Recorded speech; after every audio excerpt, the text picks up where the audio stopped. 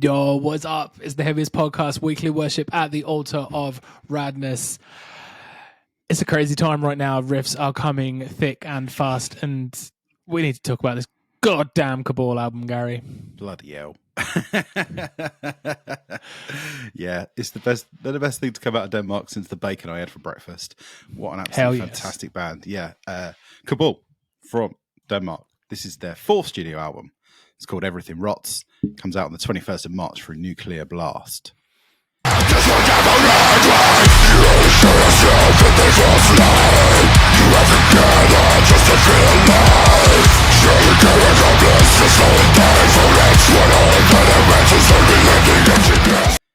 Now, I don't know what's going on with deathcore this year, but having come off the back of the Whitechapel album, I'm so down with this new... let's just take it back to its roots and just make it silly, heavy, and kind of stupid. I'm so down with this move. You got to kind of remember, if you think back to like various scenes in history of metal, I feel like this has been a theme. Like, you know, everyone kind of gets more progressively technical and fancy, and then there's like a backlash, and suddenly everyone's like, let's take it all back to basics. So just kind of thinking like, new metal, that was like a kind of direct reaction to like heavy metal and like thrash and all that kind of stuff, and all of the band, even like you got to remember Slayer, Metallica, even bloody Morbid Angel all had a go at trying to jump on the new metal bandwagon. So it's something that's happened in history, like more recently, old school death metal kind of spinning out, and everyone just going, nah, forget solos and all that nonsense, let's just make it as stupid as possible. And I feel like deathcore is potentially going the same way, like Lorna Shore, Mental Cruelty, all that kind of stuff is so like overblown and ridiculously technical that now there's this new wave of people who are like, nah, let's just strip it back. Let's just take it back to basics. And Cabal have got to be one of the best bands at it, surely. See, yeah, I feel like what Cabal are doing, they're really blurring the lines between what is a deathcore band and what is a metalcore band right now. Yeah, like, absolutely. There's a few bands that are doing that around. There's another record that's coming out, like I think the same day as this, that we're also going to be talking about. And yeah, what is like genres are out, mate. Bangers are in. It's all about bangers. Like it's so much more mosh forward. It's so much more aimed at crowd participation. You know, it's not really steeped in these like overly absurd genre tropes, like mental, like over the top, like theatrics and symphonic elements and gimmicks and stuff. It's just bangers, mate. It's like, it's just the bangers. Can I make an analogy that I probably shouldn't, because it's a football analogy, which I'm going to regret doing. No. But like, you imagine there's like players out there, they do all the fancy tricks, they do the step overs, they score bloody overhead kicks and all that. But there's always that centre back who's just an absolute wall ready to just destroy them. And that's essentially what I think Cabal are here and on this record. Like, Everything Rots is just a fucking swift kick straight to the shins, and I absolutely love it. Like, they're just a band they've just got perfect fundamentals, haven't they? They're like, you know, there's not really well, I mean, there are frills and bells and whistles, but that's not like the most important part of what Cabal do. Like, Cabal, the most important part of what Cabal do is they all go ba ba ba ba ba ba ba ba ba ba. They all lock together and they just chuck, and that's what makes Cabal incredible. They're so good. Like, this new record, Everything Rots, right, is easily their best record to date, easily. And that's coming from a person who's a big fan of this band and has enjoyed every one of their records. But this album it's just fucking massive, man. It's just massive. Like, they're not a band who make huge swings record to record. They just kind of progressively just keep getting better and keep getting more confident and understanding their own abilities and their own strengths with every new album. Yeah, that's absolutely what we're seeing on this, mate. It's so sick. Like, we talked to Andreas a couple months ago now, and link will pop up in the top right hand corner as soon as you've said that. I'll make sure of it. That'll be up there. You can click that. And he was, talked about how they've just played so many shows. They've really, really honed their craft, and they're just super familiar with like what needs to happen to like make people go absolutely bloody mental. And this whole record is just those elements just smashed together so brilliantly, and it's always a banger. Like Hellhound, right? Hellhound is like just a complete massive rager that breaks out. Then it goes into like this atmospheric like deathcore moment. And if you've listened to a deathcore band in your life ever, you think you know exactly what's going to happen. Like it goes out, it bruises out, it like signposts this gigantic breakdown, and then it sort of flips it on its head and it goes into like a rave breakdown, and it's absolutely sick. Yeah, man, that is Mick Gordon Doom soundtrack, like all over. But there's so many bands who've built their entire personality around the Mick Gordon Doom soundtrack, whereas like Cabal have just kind of sprinkled it in as a little extra flavor that just makes them sound even sicker. And yeah, like what you were saying about the touring, like I feel like that's kind of a dying art when it comes to bands, like just playing hundreds of shows to get good. Like these days, everyone's like sat in their bedrooms noodling at their computers, and you know there's so many big bands out there who probably play bloody 20 shows a year or something, and that's all that they'll ever do, whereas like Cabal are absolute workhorses. But it shows so much in this album, their understanding of how people are going to react to it when it happens in front of their face. Like I feel like this is kind of almost perfectly designed for to be on a support slot of a big band, and someone kind of hears a few riffs and they come inside from the smoking area like, what the bloody hell's going on in here? Like it's designed to be so instant, so you get an incredible buzz out of it first time you hear it, and then you know you watch their set and then you go to the back and you get some merch because it was incredible. But that doesn't mean that it doesn't have like, it's not like chewing gum, it doesn't lose its flavor. It has like repeatability just because of how catchy and how hooky everything is. And I think hookiness is something that they've really focused on this record. Yeah, massively. It's the first time I listened to it, I was like 7 tracks in and I was like, ooh, this is a long album. It's like 13 tracks, right? That's definitely like, something that I did flag up. Yeah, it's a long record. Long records, like just looking at a long record annoys me, like because it's going to take more of my time up, right? Pressures with my time, and I'm like, oh, I wonder if I'm going to be enjoying this as much as I am right now, because right now it's wall to wall bangers. Like I'm so in. Like, but there's a chance that it's going to fall off by the time it gets to that 13. And then you keep going. You go to like Snake Tongues, which is amazing.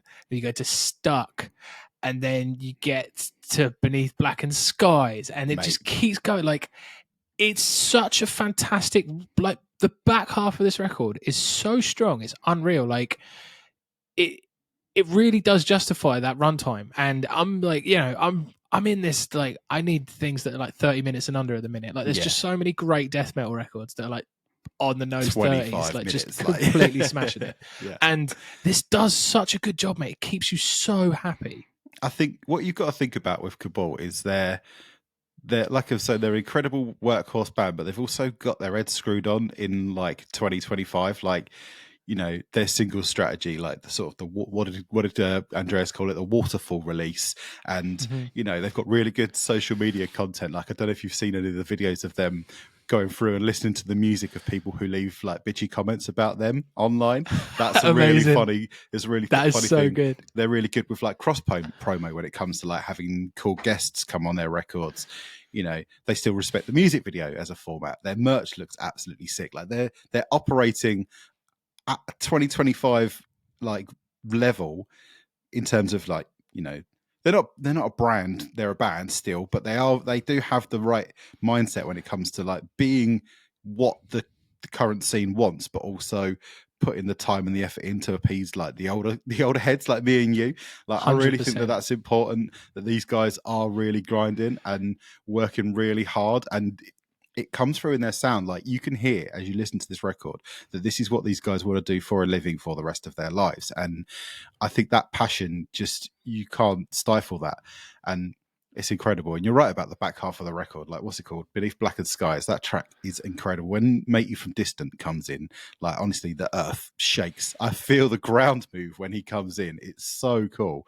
But I tell you what, when I was listening to this record the first time, the moment that just really caught me, and I was just like, okay, I'm so like, I'm not just sort of casually listening to this anymore. I'm fully engaged with it. Was when No Peace came in. Like, that song is amazing. Like that is a 10 out of 10 all-time rager. And Jamie Graham's chorus is so catchy on that song, and the way he kind of like bellows it out, and but the song is just full of grooves, and you have a really visceral experience, no pun intended. Yeah, man, like this record absolutely slaps. End Times. Welcome to the end times, you son of a bitch. It's so sick. It's so sick. That's the bit of the video where he's got all the maggots and that coming out of his mouth. It's so sick. Man. So sick. Mate, Andreas as a vocalist is smashing it. I love his vocal approach. It sounds really organic. What I get a lot of is I Killed the Prom Queen, bloody Ed Butcher, mate. Ed Butcher. Do you remember them? Yeah, of course I do.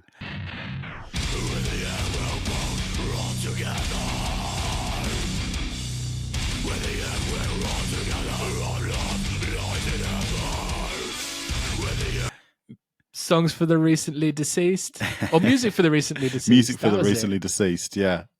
Classic. Amazing. Absolutely classic. And they're from Australia, aren't they? Is that right? Yeah, they're from Australia. Yeah. And then he went over there. He was from the UK one. He wasn't he was in Eternal Lord. Eternal Lord. And then it was, what was it? Centurion, is that right? Did I make that up? I don't think that was the same vocalist. Oh, was it not? Oh, I don't think so. Oh. I think he was Hunt for Ida Wave, Hunt then for Eternal Ida Lord. Wave, yes. Oh my god, 30 Days of Night Band's getting dusted off right now. This is like pure old school deathcore chat. Yeah, man. But yeah, it's that sort of like bubbly throatiness that he has that doesn't sound as stock as you get in deathcore. Like there are so many and I see it all the time because I'm always looking at like people doing like vocal takes or like vocal covers and stuff, and they're just like going up to the mic and just like, if you were stood like 3 foot away from them, you wouldn't be able to hear what they were saying. Like you would have no idea. Like if you shut the door, you could probably have a band practice in the next room while your missus was asleep. Like there's a lot of people that like approach vocals in that way. It's all trickery, isn't it? It's all like it's all done to be recorded, whereas his technique is all just done to wow a crowd who are directly in front of him. And I think like they're just built from the ground up to be incredible live. And I really think that's Andreas is a large part of that with his presence and his vibe, and just, he's just so like, so friendly and welcoming. And then you hear his voice and you're like, oh my God, this guy's terrified. Like, I love that about him. He's like a cuddly evil monster.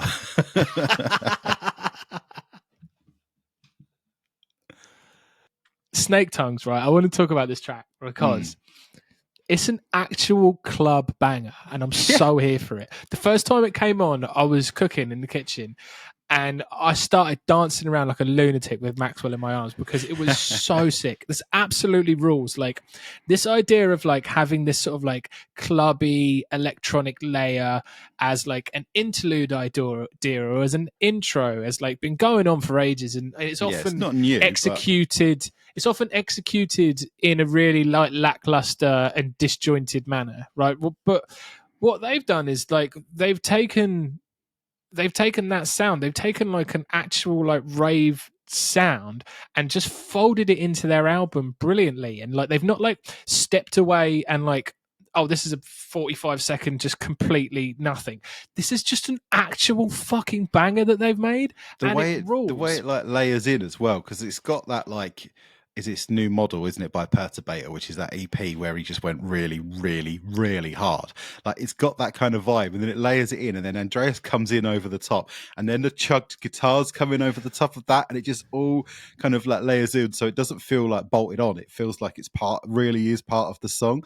And like this record is full of like floor fillers, like Still Cursed. That's you can't headbang to that. You've got to dance to it. It's so groovy. It's got such a it's got such like a swing and a swagger to it. It's not, you don't just headbang, you've got to get down.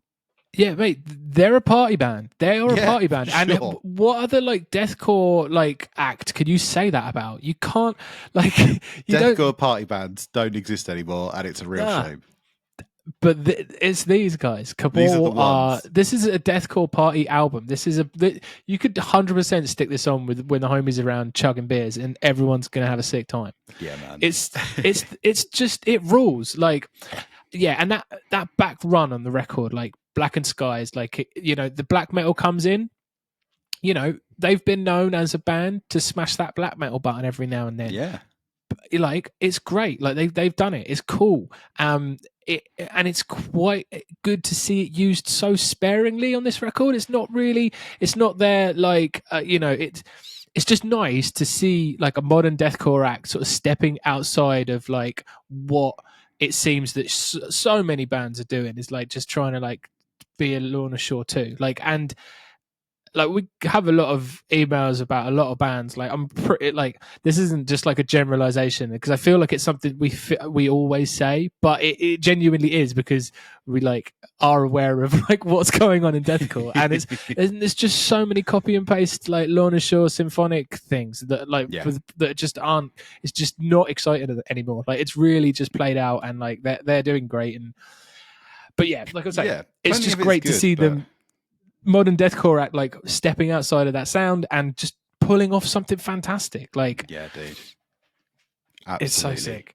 Also, when they bust out what's his name, Fabrak, the rapper on the last track, like there's so much record of like heavy bands dusting off a rapper and it just being terrible. But this is one of the few examples of it absolutely being just killing it. Like, the guy gets what's going on. He's got the energy, he's got the flow, but he also comes hard. Like, he's got the aggression in what he's doing and his delivery, and he matches the energy of the song, and it just works. It's so cool, and it's such a great like, final move for the band to have, to just be like, right, and now here's our rapper friend to spit some bars. Yeah, they go biscuit as hell for like that opening track. But it just feeds more into the party vibe, doesn't it? It all just feeds into that party vibe, and that like here for a good time, not a long time kind of thing. And I just absolutely rate this band, and I rate this album. I think it's incredible. Yeah, what a like a genuinely brilliant record, like properly intoxicating. Yeah, the bridge between deathcore and metalcore is sort of rotting away, mate. Like, nothing matters anymore. Just praise the banger.